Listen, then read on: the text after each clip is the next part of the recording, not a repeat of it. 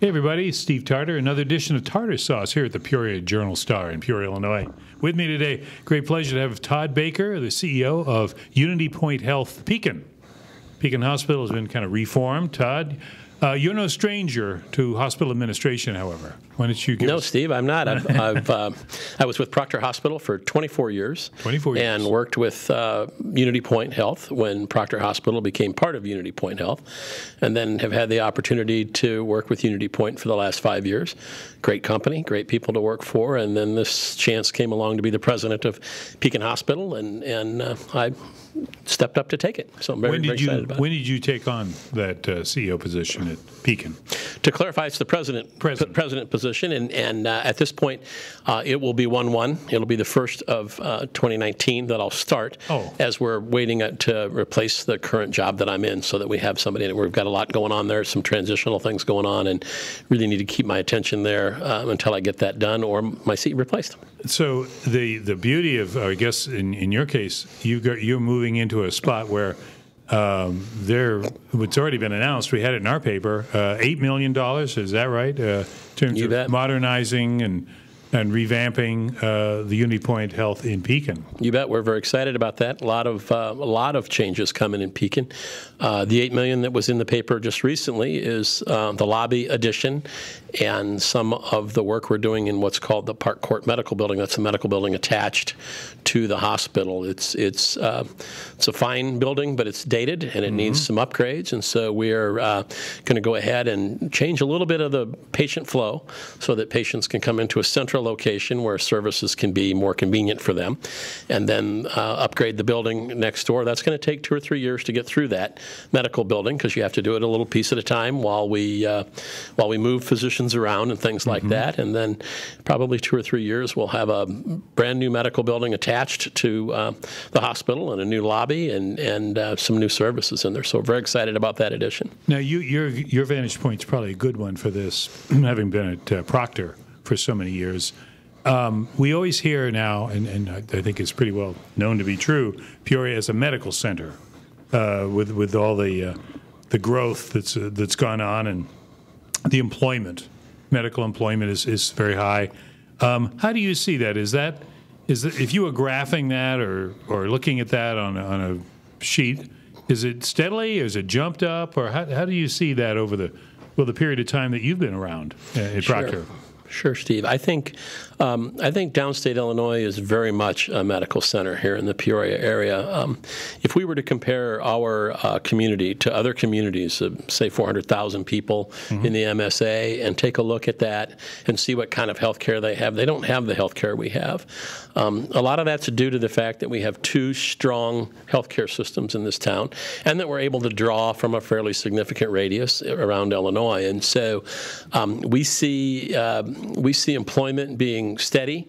There's certainly opportunity in the technical fields in healthcare in this community, and it's significant. Certainly the nursing field and the other technical fields. There's tons and tons of opportunity for people employment opportunity for people who hold those degrees. So yeah, I mean we've seen that nurses are just always in need. There are quite a few open nursing positions in this community. That's very true. I would recommend that to any person who's looking for a career path, and a career path that I see no end in sight for the demand of whatsoever. Because it's a combination, I guess, of the boomers getting older, and also just the growth, the fact that nurses now do so much. Absolutely. Yeah. Absolutely. Nurses now are working to the top of their license, as we say. So, in the day when a nurse would answer a call light and fill a little bottle of water in a room, that's not nursing work anymore. Nursing work's true nursing, and it's really changed. And in the situations that we're in today, nurses do work at the very, very top of their license. So the skills that they learn, the science that they learn, that they're using all of that. They're not just taking care of people's general needs. They're taking care of their healthcare needs. When, we're talking with Todd Baker, who will be the president at UnityPoint Health in Pekin. Other misconceptions people have about, there's probably no greater subject than the health care because of the costs that are involved. Obviously, we all know about that. but also, as you said, there's tremendous services involved. Things we take for granted now, knee replacement, hip replacement, heart work, all kinds of things that just didn't exist 20, 30 years ago. Are there misconceptions about our health system that people have? And obviously, you know it from being an administrator, but what are some of the ones you run into? Well, there's certainly a lot of information, and I'll use that term loosely, but there's a lot of information out about healthcare, and there's a lot of debate that goes on about whether we have good health care, that we don't have good health care. Of course, I'm on the inside of it. So from where I sit, there's not a better health care system on the planet. There's not better health care than we have right here in this country. I think that's predicated by the fact or evidenced by the fact that people come from other countries to get health care in this country. I think it's outstanding. There's a lot of discussion and time that we could spend talking about technology and talking about the growth of pharmaceuticals. And while pharmaceuticals seem to be extremely expensive and people get very concerned about that cost, it's pretty amazing what they do today. And so there's got to be some trade-off for that. I'm not suggesting big pharma is good or bad. I'm just suggesting that things are treated today with pharmaceuticals that would have never been treated before, or you may not have survived before without them. And so as you talk about knee replacements, people get their knee replaced now and go home same day. That used to be a week. And that wasn't not 100 years ago. That used to be 4 or 5 days in the hospital 5 years ago. You don't do that anymore, and that's technology. That's devices that are brand new, and it's just amazing how we've advanced in healthcare too, and that comes with a price. And yeah, that price, I guess, is part of the debate or discussion that goes on. You know, you mentioned Peoria being unique in having two large health systems, OSF and UnityPoint, right here in town. Is that something that is, well, I guess we always hear competition is good because it allows you to kind of, keeps the fire going. But what about efficiency? If one side over here gets a $1 million machine, the other side needs a $1 million machine. How do you equate that? Sure, I think we called them the arms race in healthcare. Yeah, and I think it was here when I was entered into it 25 years ago, 30 years ago. It was very much an arms race, and you got one, we got one, and if we got one, you got one, and if they got one, we all had to get one. And clearly, the manufacturers of equipment love that. Oh yeah, because they would love to sell one so that you had to buy another. I think that's while there's still competition and there's still, we'll say, one-upsmanship. I think we've all in this community sat back and said, this has to make sense for us, has to make sense for what we do and for our patients that are choosing us. And the community doesn't need two of everything. And so I think, we'll continue to work down that road. And as we like to say, we'll continue to consider collaborating with our competitors as much as we can do and stay within the rules that are defined for us. And those rules, of course, are another debate or issue because obviously that's subject to change. And, we can talk about Obamacare or whatever you want to call it. But, I mean, who knows where it's going to go. I think it's a mystery. Okay. I think it's a mystery as we look forward, absolutely. And politically driven, we can only hope. What about in Pekin?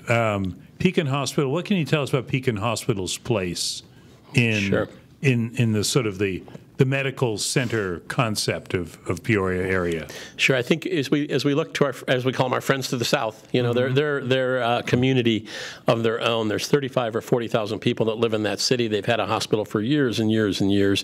Every community wants to hold on to its hospital. That really makes it a community, and we're actually very much in favor of that and very much behind that. It's our goal, my vision at this point, our vision at UnityPoint, because it's not just mine, but it's our vision that we're going to be relevant, we're going to be high quality, we're going to be high service and high touch, and we're going to be sustainable in the market. That's going to require some decisions that'll be probably difficult decisions, but we'll make those with the community. We'll make those with the physicians that serve that community. We'll make those with the trustees who the community have in place that are entrusted with that, and we'll continue to move forward. I think that the healthcare in the community of Pekin will be amazing for years to come as you think about the fact that we do have two systems, and both systems have interest in that market. And I think that's going to be great for the community of Pekin as we grow. Do people understand that Pekin isn't just, I mean, you mentioned it, 30, 35, whatever the number is, folks, 1,000 people, residents in that area, but you're also drawing from the south. Because one of the facts is, and you probably know better than far better than I do, rural hospitals have struggled. Where is that going? I think rural healthcare is going to probably be driven by our legislators. There's certainly rules and laws out there that help support small hospitals in very, very small communities, and I think for those communities that's a good thing. Otherwise, they wouldn't be there. If that goes away, they won't be there. Regardless of that, though, those hospitals are limited in what they can provide. And so I do think when we take a look at the radius around Pekin Hospital, we do go to points south. There's a lot of folks that live in the Manitou region and out in those areas south of there. Also, there's people who live in the Creve Coeur area or even in East Peoria that aren't interested in crossing that river. When you take a look at where Morton is as it compares to Pekin, it's very close to Pekin, and unless you're a person who's driving that on a regular basis, you don't realize it. Now, I don't know that Morton's going to drive to Pekin for the hospital, but I don't know that they're not going to either. It'll depend on the services that are provided there. I was going to say, it's another option. You bet, absolutely. Depending on, of course, insurance and everything else. Is there, the one thing that I think we all hear about is, we're going to need health care, some kind of plan for health care going down the road, maybe beyond what we already have. And we don't have enough time probably to discuss what that model should be or could be. But the debate on that, do we see that? I mean, are we going to hear more about that in these political campaigns, or is it strictly something that's going to be left to the future? I think we're going to hear a lot about health care. Perhaps not in the mid-year here, perhaps not in this election, but I think we'll hear about it in the next election cycle. I think the thing we have to keep in mind is the future of healthcare is changing, and it's transforming quickly, as have other businesses. The boomers are there; they're consuming. Perhaps the early boomers weren't as health conscious as the late boomers are. The generation behind them are much more health conscious, but still have a very high expectation of what healthcare is going to deliver to them. And I think that it's going to continue to be a challenge as we go forward. I talked about technology. Technology isn't going to stop. I mean, technology is a wonderful, wonderful thing, but it's expensive. And so if you have a machine that does something today that's very expensive, and I'll use an MRI, for instance. If you have an MRI and it's a 1.5 test, that's just a number they use to talk about the strength. Well, now there's a 3-test machine. What happens when there's a 4-test machine and a 5-test machine? At the end of the day, it's not going to stop. And that's probably a good thing if you're the person who needs that level of clarity in your MRI. If you're not, it doesn't really matter. So I think as we look at the future of healthcare, there's a lot of challenges.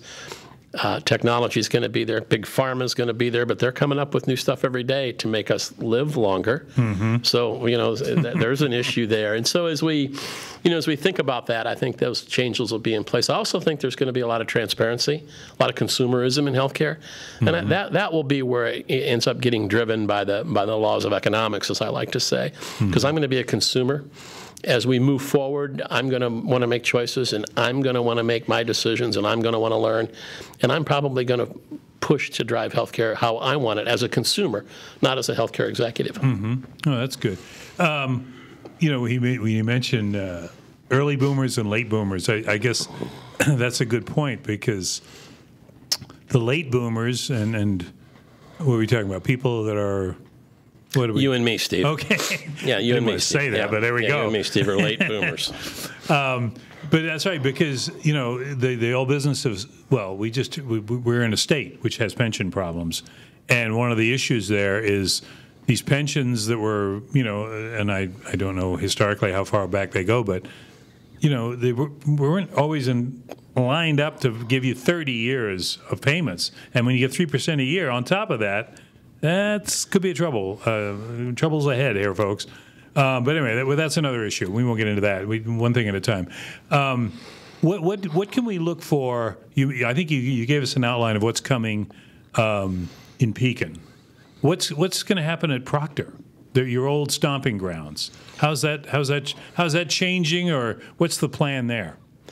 Proctor's been I'll start back when we started. When Proctor and UnityPoint came together, there were some decisions made. One of them was that we don't need to continue to do OB at Proctor Hospital, and that was a bit of a tough decision for folks out at Proctor. But at the end of the day, it was the right decision. It's a difficult service line, and it has a lot of expense to it. Further, the more of it you do, the better you get. And so, if you want to get to a certain level of volume, to where you're really good at it, it's hard to do if you're dividing the market. And so Proctor closed OB, and most of that, the majority of that moved to Methodist, and some of it, of course, went to OSF, but the majority of it moved to Methodist, and worked out very, very well for us. Proctor stopped their open heart program, which that moved to Methodist. And again, the more of those you do, the better you get. If it's your or my heart, I want the guy who does a lot of them. And so it was the same people, but it made a lot of sense to do that. We've expanded the skilled nursing center at Proctor now. It takes up almost the entire third floor, and that's been exciting for us. And continue to expand our services. A lot of same-day or short-stay surgery being done at Proctor, and so it's been great decisions that we've made, very relevant, and it's in a good spot out there. So. Oh yeah, I was going to say the facility has always been great, and Chris, you're up there in a sort of a more, I won't say more comfortable, because community setting is what we like to say. It's community setting. So we got to have the right words here. Sure. That's always good. We also have our addiction recovery center out there, and they do great work, and they kind of got a national presence. And we also have a geriatric mental health center in the hospital. So those are senior mental health center inside the hospital. So it's pretty good. I flash back to when I worked at the bus company, then called GP Transit. Our chairman would play Santa, and we always went to the Proctor daycare because of whatever reason there was just always a ton of kids there, and we take that bus around or wherever the facility was. Is it still out there? Is it yes, still it sure is. Okay. It sure is. I was going to say I haven't been out there in a while. That daycare raised my children. They did a great job. You were Santa. I was the Easter Bunny. So, oh, you were the Easter Bunny. Yeah, I was the Easter Bunny for Proctor Daycare. You weren't Santa. But yeah. We'll have to look for those pictures, folks. Yes. We have to find them. But no, that was always a kind of one of the nicest things I remember from my time there at the transit. What do you recall from Proctor, your days at Proctor, outside of the Easter Bunny? What are some of the memories you have, having spent as many years and probably did as many things as you did over there? Yeah, I think Proctor was a family, and it still is a family. We all, while we may not have socialized together, we all knew each other. We knew each other on a personal level, and I think that really makes it a different place when you're delivering care to other people, and you have that personal touch with those that you work with. It helps you give that off to your patients. And actually, UnityPoint is very much that way too, significantly bigger. But I think UnityPoint is very much high touch. We care about each other. It's also a family, a bigger family, and Pekin's a part of that family. It'll be part of my goal to bring that up and keep that moving forward, so they feel as though they're a part of that family. What's your present sort of typical day? Are you traveling? Are you in Pekin now, or are you moving about? Or I'm not in Pekin much yet, although I'm trying to get down there more. And so today I'm currently working with the physician offices, so most of my time is spent working in the physicians' offices and out and about in the greater Peoria area. So, one of the things that I think we're facing a community that's kind of sometimes. I don't know if it's at a crossroads, because that seems a little dramatic. I think communities move around in whatever way they move. But how do you see it from your vantage point, again, having been on the medical side for these many years? Caterpillar now is, there's a lot of discussion about that. We just had an article in the paper today about kind of their place in the community, still very strong, obviously.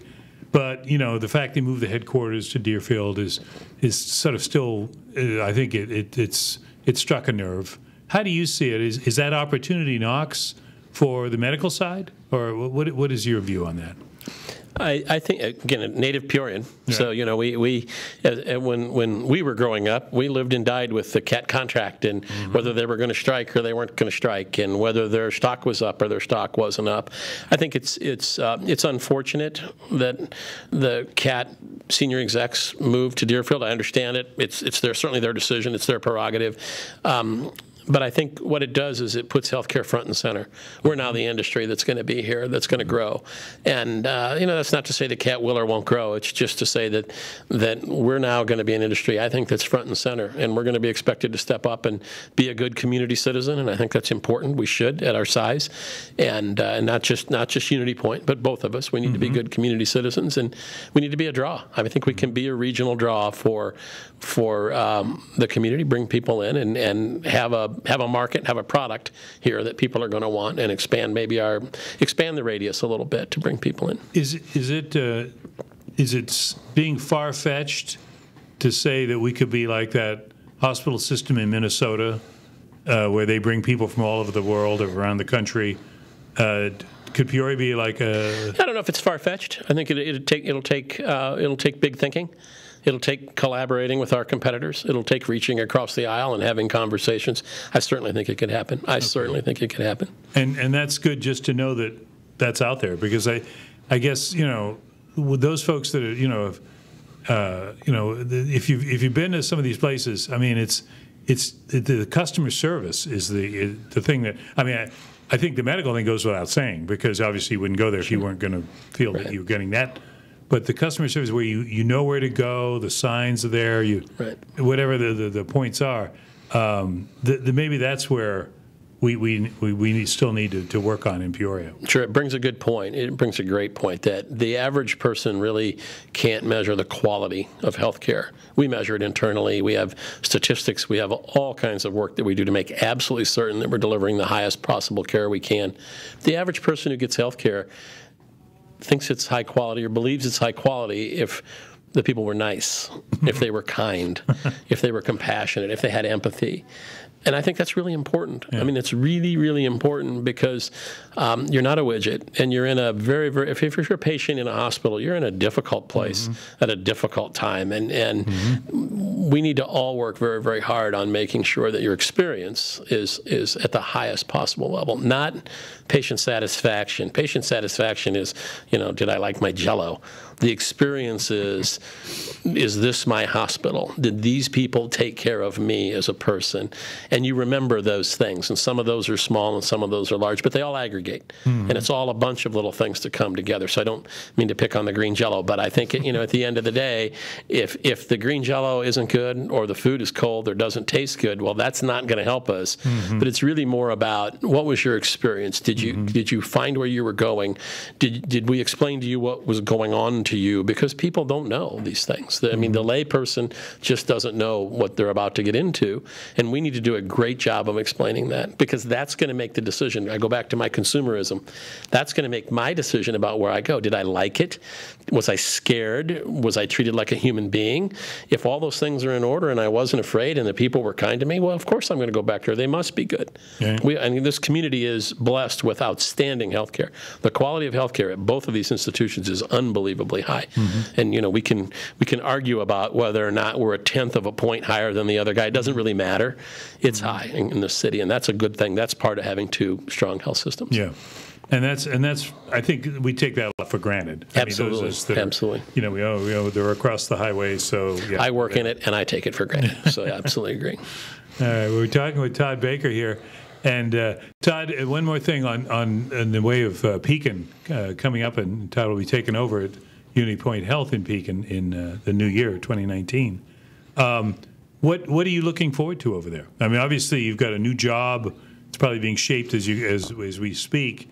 What are some of the things that you're kind of either wondering about or feeling strong about?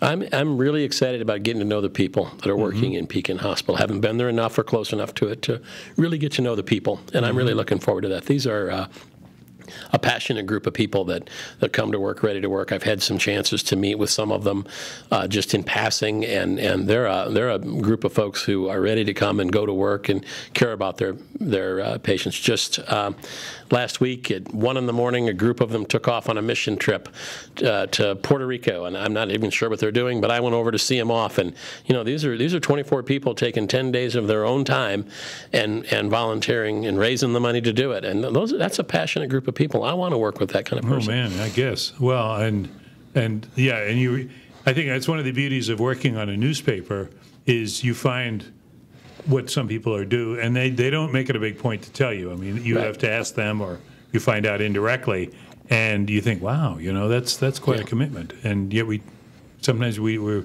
blissfully unaware of it. Well, Todd, hey, it sounds like you're the right man for the job on this thing, because you've got the background and you've got the enthusiasm, and obviously that's going to matter when you get over there. So thanks for coming over by here. Steve, thank you very much. Appreciate it. All right. I want to thank Matt Dayhoff's been at the controls here. Gets us on Facebook, because otherwise, folks, I could not do it, all right? And we'll see you next time on Tartar Sauce.